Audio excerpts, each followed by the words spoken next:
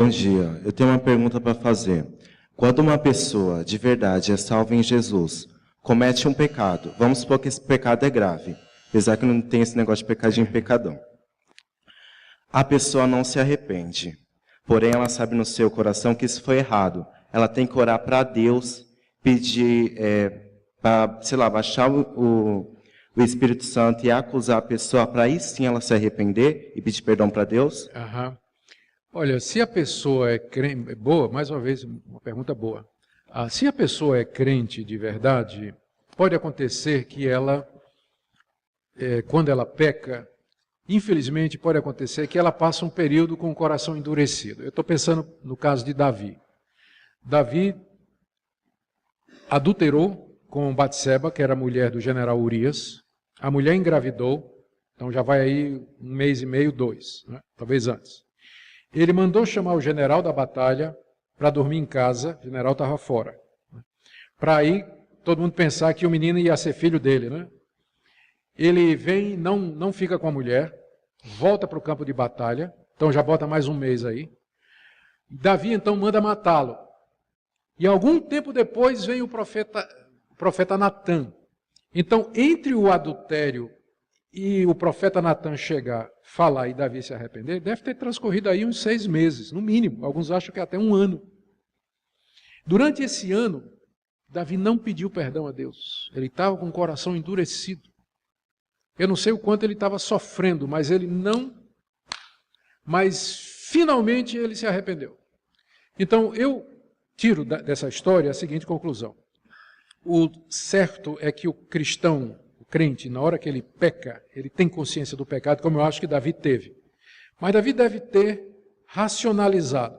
Bom, eu sou rei de Israel, eu posso ter a mulher que quiser. Foi Deus que me botou aqui como rei e me deu o reino todo. Eu posso ter a mulher que quiser. Então ele pode ter achado desculpa na cabeça dele. 1 ano depois, Deus chega e detona e destrói todas as desculpas de Davi, e Davi tem uma metanoia, uma mudança de mente. Ele agora vê o pecado dele e ele se arrepende de verdade. Então pode acontecer que pode acontecer que o arrependimento não venha logo em seguida ao pecado, mas se a pessoa é crente, virá. Virá sim. Tem que vir. Senão, porque isso faz parte da santificação que o Espírito Santo produz em nós. Tá bom? Boa pergunta. Pastor, o ensino do arrependimento ele tem ficado cada vez mais importante hoje, até porque, além da teologia da prosperidade, como o senhor citou, que acaba diminuindo a importância disso, tem ganhado muita relevância, principalmente entre os jovens universitários, mas isso vale para a igreja toda, uma determinada teologia que dá muito mais valor para aspectos sociais e para o cristianismo social do que para o cristianismo redentor. Um dos expoentes dessa teologia fez uma pregação que até o reverendo Leandro compartilhou no Facebook, e que ele interpreta o versículo que Jesus tirou o pecado do mundo, literalmente, e que os crentes não devem ser chamados a chamar os outros ao arrependimento. Não precisa do arrependimento porque Cristo tirou o pecado do mundo, e numa tacada só ele coloca Herodes, Judas e Hitler lá na mesa dos céus e falam que eles estão todos perdoados, porque não precisa de arrependimento. Então, eu acho que fica de alerta para a igreja, sobretudo para os jovens, porque a relevância disso, e eles têm crescido muito, essa teologia tem crescido muito. Então, eu acho que quando você tira o aspecto redentor da palavra e coloca um aspecto mais social, acho que a gente pode cair nesses erros, e isso tem crescido bastante. Então, comentário só. O problema desse tipo de interpretação, pegar, por exemplo, a passagem lá no Evangelho de João, quando João disse, referindo a Jesus, eis o Cordeiro de Deus que tira o pecado do mundo. O erro é você tomar essa frase e isolá-la das demais frases e do ensinamento geral do Novo Testamento, que diz que Deus tira o pecado do mundo mediante o arrependimento e a conversão a Jesus Cristo. Né? Deus não tira o pecado do mundo sem que os pecadores se arrependam e se convertam a Ele mediante a fé em Jesus. Então, é um erro bobo até de exegese, né? Pegar aquela passagem, eis o Cordeiro de Deus que tira o pecado do mundo, para dizer que não tem mais pecado no mundo. Mas como assim? Lê o resto. O Evangelho de João o tempo todo, Jesus está dizendo, se você não crê em mim, você vai para o inferno. Se você não crê que eu sou, você já está perdido. Então, há um arrependimento. João 3,16, que vem logo em seguida. Deus amou o mundo de tal maneira que deu seu Filho unigênito para que todo o que nele crê não pereça, mas tenha vida eterna. Então, o pecado do mundo é tirado mediante o arrependimento e a crença das pessoas em Jesus Cristo. Senão, não tem pecado tirado. Quem não se arrepende e crê, vai morrer com seus pecados e vai pagá-los na eternidade afora no inferno. Infelizmente. Seria. Isso, exatamente. Bem-aventuranças é isso aí. Quando Jesus diz bem-aventurados os humildes de espírito, o sentido ali é os quebrantados, os arrependidos, os que são humildes o suficiente para ver que são pecadores e precisam do perdão de Deus. Há uma sequência. E é bom que seja a primeira, né? Exatamente. E começa com o arrependimento, depois vem as outras bem-aventuranças. Bem posto, muito bom. Eu acho assim que precisa haver uma diferenciação de culpa e de arrependimento. Se a pessoa adulterou, como o senhor falou, e se sente arrependida e erra novamente, ela não se sentiu arrependida, ela se sentiu culpada. Porque a pessoa que realmente se arrepende, ela não vai voltar a praticar as mesmas coisas que ela praticava, justamente porque aquilo vai interiorizar nela uma tristeza tão grande que ela provavelmente não vai querer incorrer no mesmo erro. Vai haver uma mudança de vida, de entendimento, que ela realmente vai se arrepender e não vai mais praticar aquilo, vai se converter. Então, eu acredito que se fala se a pessoa comete sempre o mesmo erro e se arrepende, não é arrependimento, é culpa. Eu queria que fosse tão simples assim. Que eu já me arrependi de tanta coisa e, infelizmente... Uma vez perguntou a Jesus, Pedro perguntou a Jesus, quantas vezes o meu irmão peca que eu tenho que perdoar? 7. E Jesus disse, não somente 7, mas 70 vezes 7. Ele disse, se 70 vezes no dia ele pecar e chegar para você, estou arrependido, perdoe-lhe. Lembra que Jesus disse isso? Então, eu não creio que Jesus disse aquilo para incentivar a gente a arrepende e peca. É claro que não era a intenção. Mas o que Jesus estava dizendo é que é possível para alguém que é um verdadeiro crente, que se arrependeu, infelizmente, ele cair naquele pecado do qual ele tinha se arrependido. Infelizmente, é essa a realidade que você encontra. Tá? Eu gostaria que o arrependimento verdadeiro, ele produzisse uma cura completa daquele pecado, mas não produz sempre.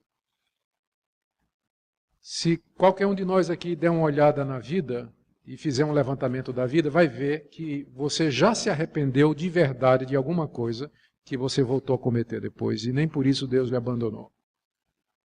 Então isso não é para a gente minimizar o efeito do pecado e a gravidade do pecado e a necessidade do verdadeiro arrependimento. Porque tem isso que você falou, tem remorso e culpa que não leva a nada. Certo? Mas pessoas que de verdade se arrependem, infelizmente, você vai ter que perdoá-las 70 vezes 7. Infelizmente. Última pergunta, gente.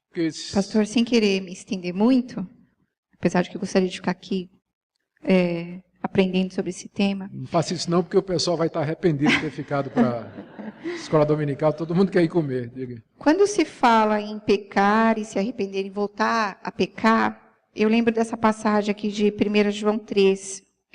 Eu queria pedir para o senhor que, se pudesse me dizer de que pecado aqui João se refere aqui. Qualquer que permanece nele não peca. Sim. Qualquer que peca não ouviu nem o conheceu. Depois no versículo 8, quem comete pecado é do diabo. Porque o diabo peca desde o princípio. No 9, qualquer que é nascido de Deus não comete pecado, porque a sua semente permanece nele e não pode pecar porque é nascido de Deus. Nisso se manifestou os filhos de Deus e os filhos do diabo. Qualquer um que não pratica a justiça e não ama seu irmão, não é de Deus. Aham. A que pecado que João está se referindo aqui? Eu acho que é até bem pesado, né? Falar que Isso. comete o pecado do diabo. Eu vou responder pedindo que você... Não entrega ainda não acabou não, pode voltar o microfone. Leia nessa mesma carta, no capítulo 1, a partir do verso 8.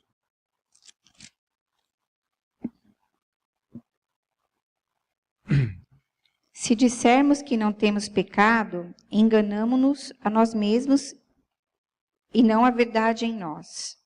Continue. Se confessarmos os nossos pecados, Ele é fiel e justo para nos perdoar os pecados e nos purificar de toda injustiça. Se dissermos que não pecamos, fazemo-lo mentiroso e a sua palavra não está em nós. E agora, tem uma contradição. Aí ele está dizendo que o crente peca. E se a gente disser que não peca, a gente está mentindo. A versão que a senhora está lendo, dê uma olhada no início da sua Bíblia. Deve estar escrito aí, Almeida Corrigida.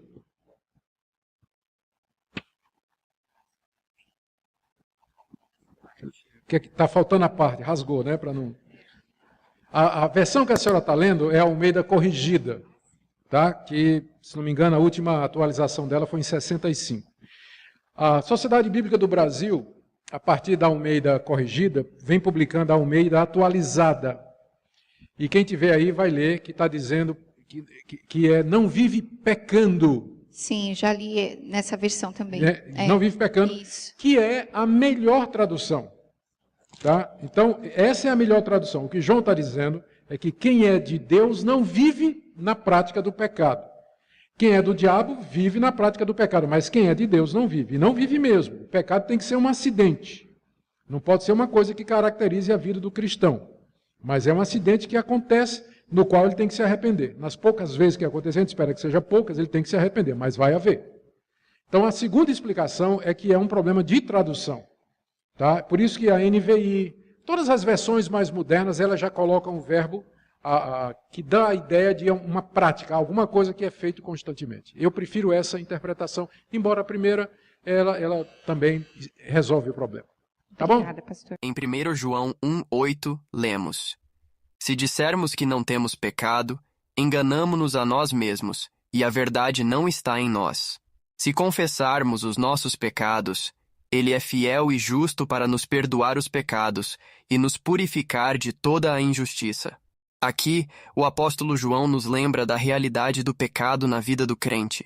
Não somos chamados a viver uma vida sem falhas, mas a viver em um estado de arrependimento e busca constante pela correção de nosso comportamento. Quando pecamos, a nossa primeira resposta deve ser trazer isso à luz, confessando-o diante de Deus. Em Salmos 32:5, o salmista diz: Confessei-te o meu pecado e a minha iniquidade não mais ocultei. A confissão é um passo essencial em nossa restauração. Não podemos permitir que o pecado nos mantenha aprisionados. Deve haver um retorno ao arrependimento, que é uma mudança de coração e de mente acerca do que fizemos. Muitos podem ser tentados a pensar que seu pecado é tão grande que não há perdão. Essa é uma mentira do inimigo, projetada para nos afastar da graça de Deus. Em Romanos 8:1, Paulo nos assegura: Portanto, agora nenhuma condenação há para os que estão em Cristo Jesus. Se você é um crente que caiu, lembre-se de que sua identidade não é definida por seu pecado, mas pela nova vida que você recebeu em Cristo. Ele já pagou o preço por suas falhas e fornece perdão abundante. É a graça de Deus que nos restaura, não nossas obras ou méritos. Além disso, é vital entender que a repetição do pecado não deve resultar em apatia. O desejo de pecar pode ser forte, mas somos chamados a lutar contra ele. Efésios 6:11 nos exorta a revestir-nos de toda a armadura de Deus para podermos estar firmes contra as ciladas do diabo. A vida cristã é uma batalha contínua e Deus nos oferece os recursos necessários para resistir às tentações e superá-las. Temos à disposição a oração, a palavra e a comunhão com a comunidade de fé, elementos fundamentais para nos fortalecer em nossa caminhada. Além disso, em 1 João 2:1, encontramos a maravilhosa promessa de que temos um advogado para com o Pai, Jesus Cristo, o justo, e Ele é a propiciação pelos nossos pecados. Jesus, nosso intercessor, está sempre pronto a nos receber quando retornamos a Ele. Essa verdade deve nos inspirar a buscar a manutenção de um relacionamento íntimo com nosso Salvador, pedindo-lhe ajuda e força nas áreas em que lutamos. Ao refletir sobre o que fazemos quando pecamos de novo, lembremos-nos também de que não estamos sozinhos. A experiência do pecado é comum a todos os crentes. A igreja é composta de pessoas imperfeitas, que, assim como nós, enfrentam suas próprias batalhas e desafios. É um lembrete de que precisamos uns dos outros na edificação de nossa fé. As Escrituras nos convocam a confessar nossos pecados uns aos outros e a orar uns pelos outros, como visto em Tiago 5,16.